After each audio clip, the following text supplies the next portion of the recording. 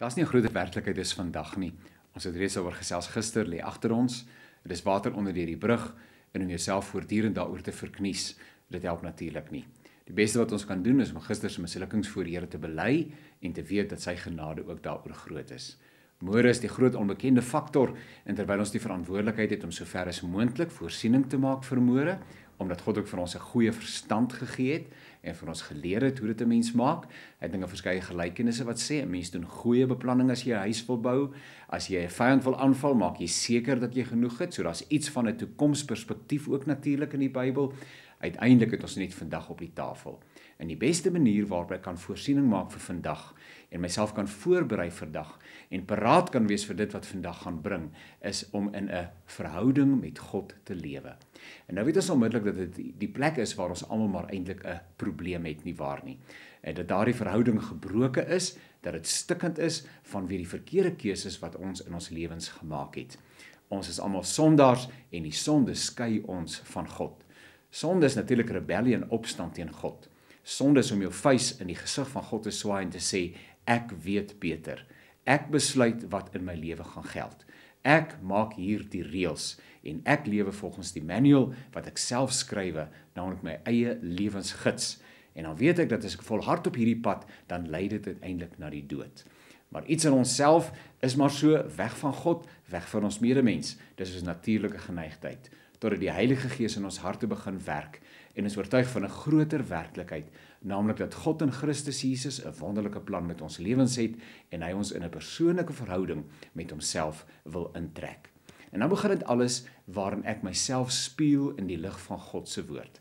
Dis asof die Here kom en hy hou sy woord voor ons op en ek lees die woord en ek kom agter dat ek volgens die beginsels van God se woord nie kan lewe nie, nie gelewe het nie en ook nie kan lewe nie, ook in die toekoms nie sal kan lewe, tensy daar 'n groot verandering in my lewe plaasvind nie.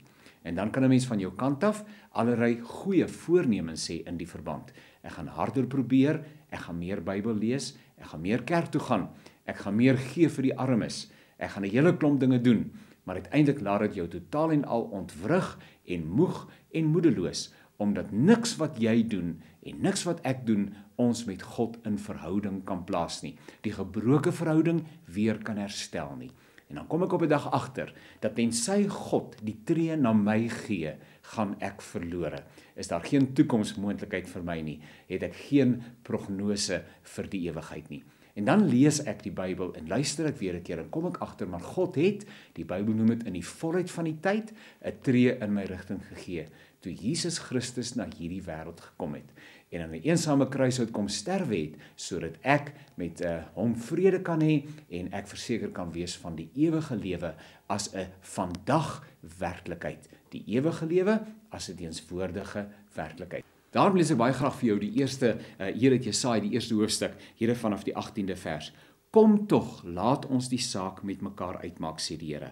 Al was julle skarlakenrooi, al was dit purperrooi. Nou natuurlik die rooi hier word vir ons geteken as die rooi wat as 'n kleurstof gebruik is in die antieke wêreld en wat as dit eenmaal in gekleur is in 'n lap in 'n stuk materiaal, dit nooit ooit weer uitgehaal kon word nie. Dit was absoluut permanent. Met ander woorde, al sou die sonde so aan jou kleef dat dit op 'n manier 'n stuk permanensie in jou lewe gekry het. Desniettenstaande, hoor wat sê die Here.